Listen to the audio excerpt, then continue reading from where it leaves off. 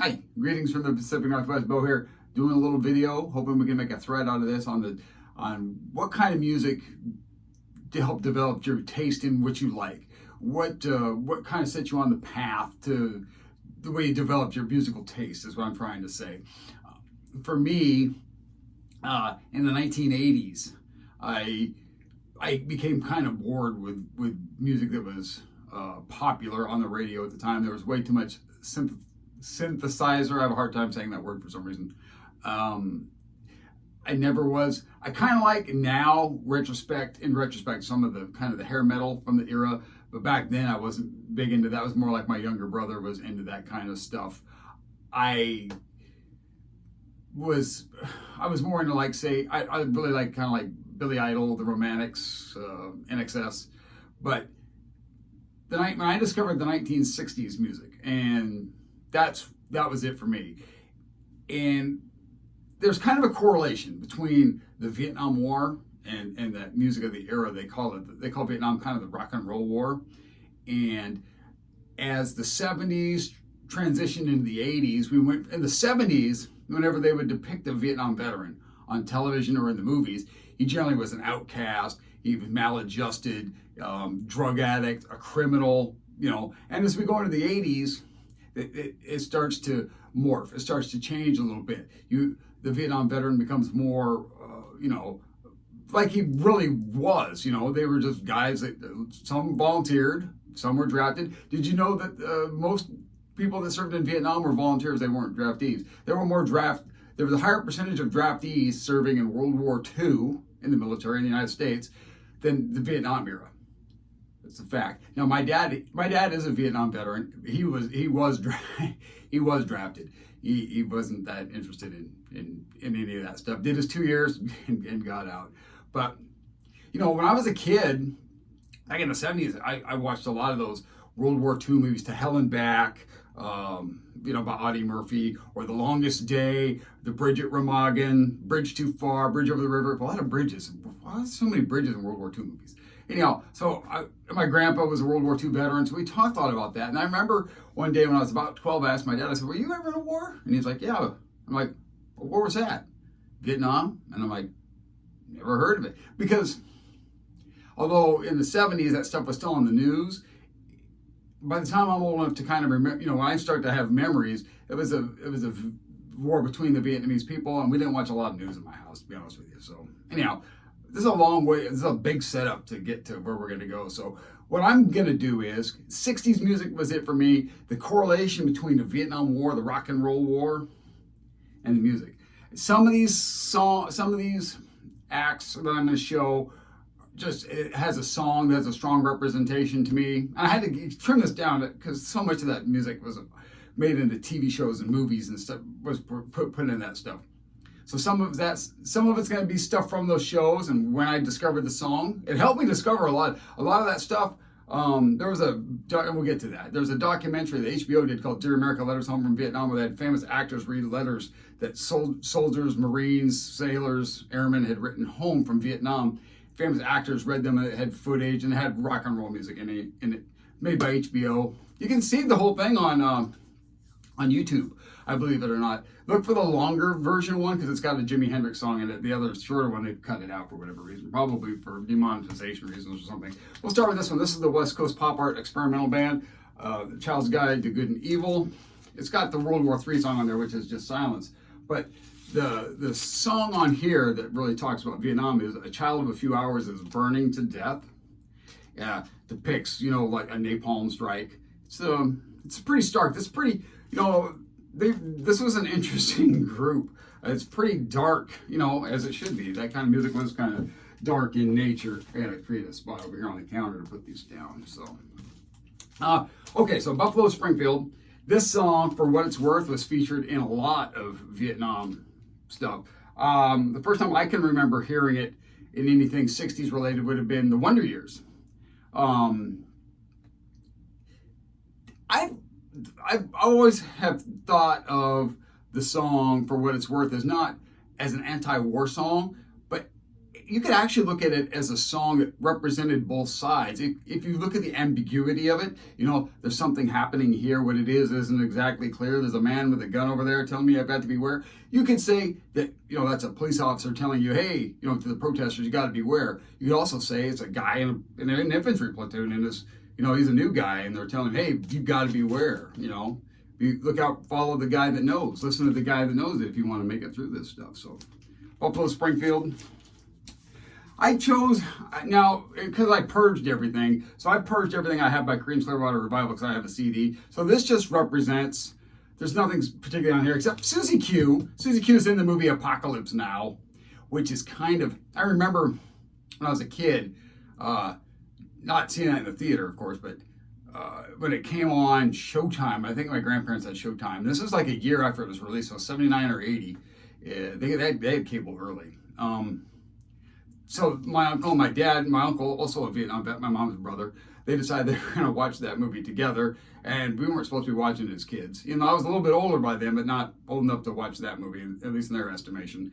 And I just remember listening to them argue about if that was what Vietnam was really like or not. My dad was like, nothing like that. But my dad was in the Mekong Delta. My uncle was in the, up north in the, not the Asia Valley, but in the Ia Drang. He was up by the Ia Drang Valley. So he thought it was more like what he knows. But so Susie Q's in that. But Run Through the Jungle. Have you ever seen The Rain? There was a TV show called Tour of Duty that was on in the 80s that featured, that show without the music is, I'm sorry, it's terrible. It just doesn't hit the same because the tactics are pretty bad by the act, because you've got to condense things and make it fit in a camera view. So they're too close together and stuff like, it's not really how it would be in an infantry platoon. I may not be a Vietnam veteran, I'm a Gulf War veteran, and I was in the infantry, so I do know infantry tactics. And it's not great for that, but it was powerful with the mute when they had the soundtrack to it. When it was originally aired, it was good, but when you buy the box set, it's not on there, so it's not worth it. But anyhow, Creedence Clearwater Revival. John Fogerty would tell you that Run Through the Jungle is not about the Vietnam War, though. But it doesn't matter because it's used in about every Vietnam War flick. There was a made-for-TV one about the building of with Eric Roberts about the building of the Vietnam War Memorial, and that was the first time I can remember hearing that song, "Run Through the Jungle."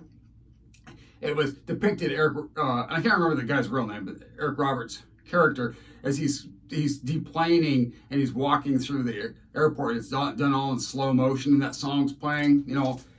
It's kind of surreal. All right, so Bob Dylan, Bring It All Back Home, Subterranean, Homesick Blues. It's, Johnny's in the basement mixing up the medicine, I'm on the pavement, thinking about the government kind of stuff. I had to throw that in there.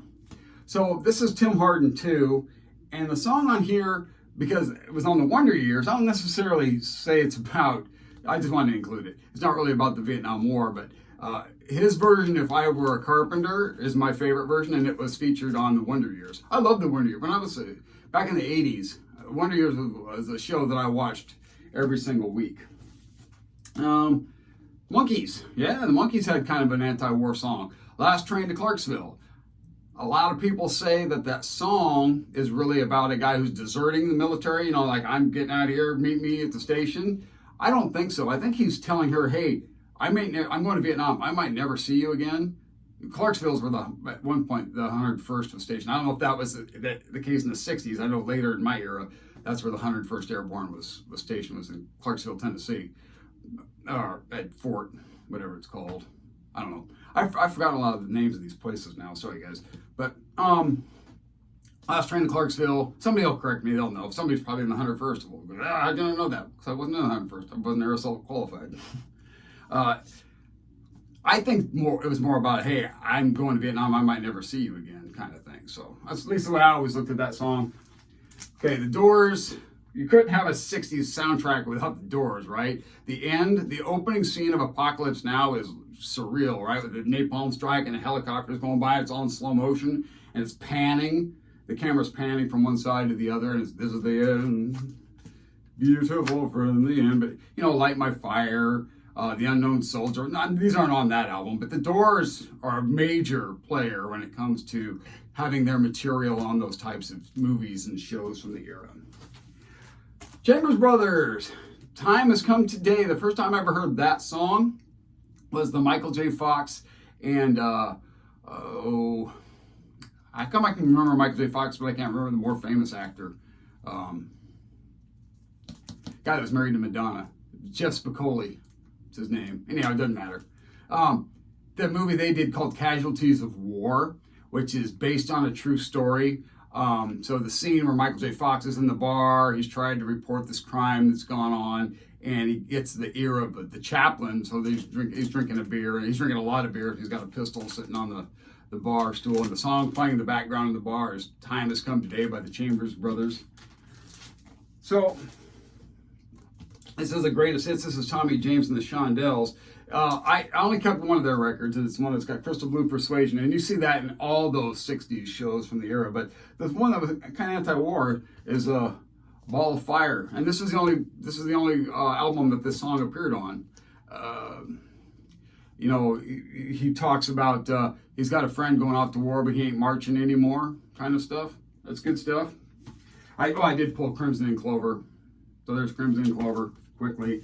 I only told this because I told my dad I would, because Paul Revere and the Raiders has Steppin' Out, and there's the opening of line in Steppin' Out. I don't remember it actually being in any of these old shows or movies, but I had to leave town because of Uncle Sam's deal. So my dad's like, hey, throw that in there, because that was always something that spoke to him as a Vietnam veteran. When he came back, this album was out. My dad saw these guys at Skateland in Olympia way back in the 60s, so back when they used to play stuff like that. They were a Northwest band. I think they were from Idaho, I think. Played a lot in Oregon and Washington too, though. But anyhow, so I had to leave town because of Uncle Sam's deal. There you go. So I purged all my Temptations records. I'm gonna need my glasses for this. So I got this greatest hits because there's two songs. The one is Ball of Confusion, which is featured in a lot of Vietnam War movies. It's also featured in the comedy where they're filming a movie about the Vietnam War with I always forget people. I forget actors' names now. Ben Stiller, whatever that movie is with it doesn't matter. Who cares? You guys are like, yeah, you're getting all this stuff wrong. But it's the opening scene where the choppers are coming in. Jack Black's in that movie. That's not the other guy I was thinking of. The other guy I was thinking of is Robert Downey Jr. That's the guy, Robert Downey Jr. But I can't. Tropic Thunder. Tropic Thunder is the movie. Hey, I thought of that. So it's the opening scene of that, which is kind of funny. But you've got, what was the other one? Oh, Just My Imagination. So the TV show Tour of Duty that I was talking about, this is one of the songs when they discovered the band from the USO show. Their chopper's been shot down, and he sees a girl, and the song's playing. It's Just My Imagination by the Temptations. Taylor is the guy's character's name. All right, you got to feature this one, right? Marvin Gaye. What's going on? This whole song's about the protest. It's about the environment, essentially. But mother, mother, there's too many of you crying. Brother, brother, brother, there's far too many of you dying. Yep, it's a good one. Okay, so the association's actually got a few things on here. So it's going to take a little explanation here. So the song Requiem for the Masses is an anti-war song. I don't remember it being anything, but it's a pretty stark anti-war song. But the song Windy, so as I've said, I'm a Desert Storm Gulf War veteran infantry guy. And so back then there was a lot of packages and letters that, any soldier kind of stuff that would send out, and they just pass it out to us guys out in the field. And I remember this guy who had gotten kicked out of the Marine Corps. He'd written a book though, and he was a Christian. He'd straightened his life out. And the song Windy, because his girlfriend's name was Wendy, so he mentions this song in that book like 50 times. But I always remember that. I didn't get that book, that package. My friend Sean, he stayed in long enough to retire. He did 30 years. Anyhow, he had that book and he loaned it to me when he was done. We passed that book around out in the desert, so that's why I brought this one out, just to mention that. But the song on here, my friend Mark and I, we were talking about this. This is the Stonehedge by the Association. Look at me, look at you. It's got the opening part is about getting drafted. It was a long way down till the time I raised my hand. I swore to my God and Uncle Sam, swore to defend something or anyhow. That's a pretty good song too. All right, Beach Boys, Pet Sounds, yeah. Sloop John B is featured in the movie Forrest Gump when they first meet Lieutenant Diane. That's the song. It starts off when they're on the chopper. It's a CCR song. I think it's Fortunate Son. Why I didn't mention that one. That's like probably the second most popular song from that era that it appeared in these shows. Other than, and you'll see it when I get to it later, you'll know what number one is. My dad calls it the national anthem of Vietnam. Now, because it didn't appear in anything that I have, because it was just a single, I think. So this is just a bootleg, I think, and it's Shapes of Things by the Yardbirds. That was featured in that Dear America, Letters Home from Vietnam. I was like, whoa, what is that? I mean, in '87 when that came out, that really piqued my interest to a lot of this. I really started to transition from what I was listening to 60s music. Shapes of Things blew my mind. Okay, so here we've got the Zombies, Odyssey and Oracle, and it's got that song about, actually about World War One. It's about the Western Front. It's called Butcher's Tale. Western Front 1914. That's about as anti-war as it gets. It's got that swirling organ sound. It's a really good one. I like that one. I'm going to save this for the end because that's the piece de resistance in terms of this kind of era's music. Twain Shall Meet, Eric Burden. This has got, I think it's got Sky Pilot. Sky Pilot, which is, a lot of people misunderstand what Sky Pilot is. Sky Pilot is the chaplain. I've heard a lot of people think that it's something to do with actual piloting. No, it's about a chaplain. He's blessing the boys. I mean, because he's the Sky Pilot because he's talking to God. So that's how they came up with the moniker Sky Pilot. All right, Rolling Stones. This one's got Satisfaction on it, and Apocalypse Now again when Clean's water skiing behind the boat, which is Lawrence Fishburne. That's the song that's playing is Satisfaction from the Rolling Stones. This is the Rolling Stones Aftermath, of course. This has got Paint It Black.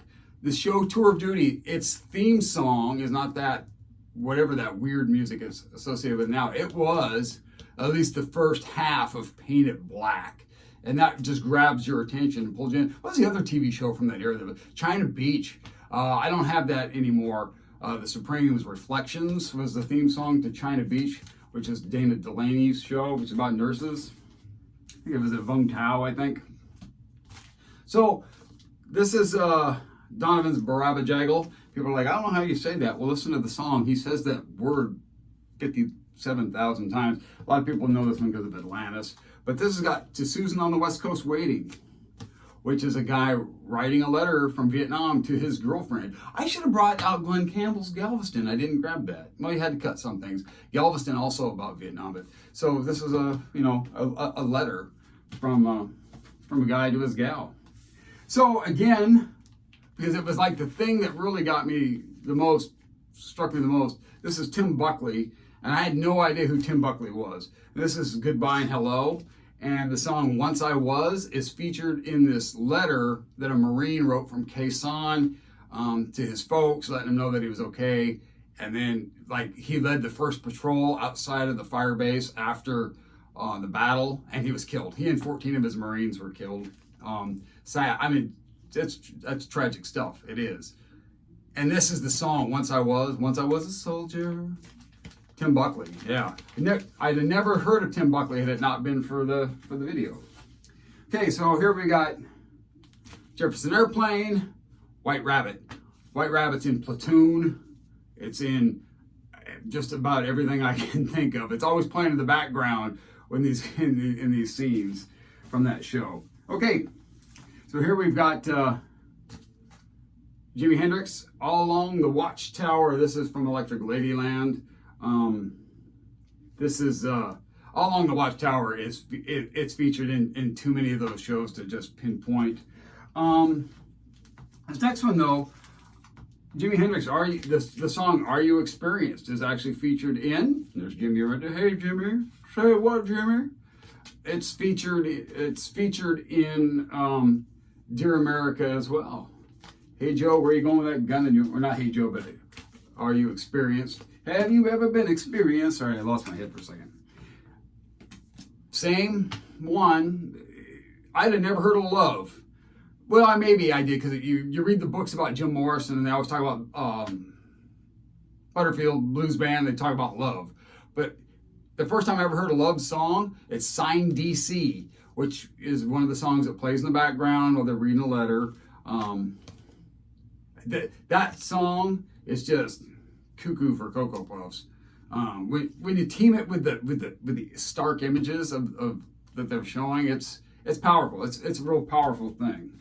I can't remember seeing this in any of the shows, but Bob Seger's 2+2. You know, here's a guy who had been really kind of, hardcore. The difference in music, I would say his beliefs more aligned with, say, country music at the time. Country music tend to be more like Barry Sadler kind of stuff, or what was the name, Wright, who did, Goodbye My Sweetheart, Hello Vietnam. Country music tend to be more about Rally Around the Flag. And I'm not knocking anything, folks. I just don't have any of that stuff in my collection anymore. I like that song. Tend to be more, supportive, and rock and roll tended to be a little bit more, this isn't such a good thing. And so he kind of changed his tune. Some folks call me yellow, but 2+2 is on my mind. Simple-minded stuff. I had to pull out Steppenwolf because Magic Carpet Ride, just about every helicopter scene in every Vietnam War movie has Magic Carpet Ride, right? All right, last but not least, the piece de resistance is this. And it's No It's Not for House of the Rising Sun, which they do play a lot in those movies. But we got to get out of this place. I got to tell a story. So the Animals, we got to get out of this place. We're watching Tour of Duty, and it was the one where the USO band gets shot down. I was in high school or college at the time. I was just watching. Me and my dad, we used to watch a show together. It was tame enough for my dad to watch it, right? So we're watching the episode, and this USO band goes, "We're going to play the national anthem of Vietnam." And I'm thinking to myself, why are they going to play that? That's, what the heck, my dad, immediately, before they even start, my dad starts singing, "We gotta get out of this place, if it's the last thing we ever do." I'm like, and then the band started playing that. I'm like, whoa, how did you know that? And he goes, "You had to be there." You had to be there. Sorry, it's the national anthem of Vietnam. To all guys that served there, "We got to get out of this place" is the song. That's the song about the Vietnam War. Anyhow, that's it. That's my little thing on Vietnam War music. So, what is the kind of music that motivated you? That, because people that know me, that know my channel, it's a lot of 60s stuff. I've tried to show some other stuff, and I keep coming back to the 60s because that's kind of where my home is. But anyhow, you guys take care of yourselves, and we'll see you next time. Bye.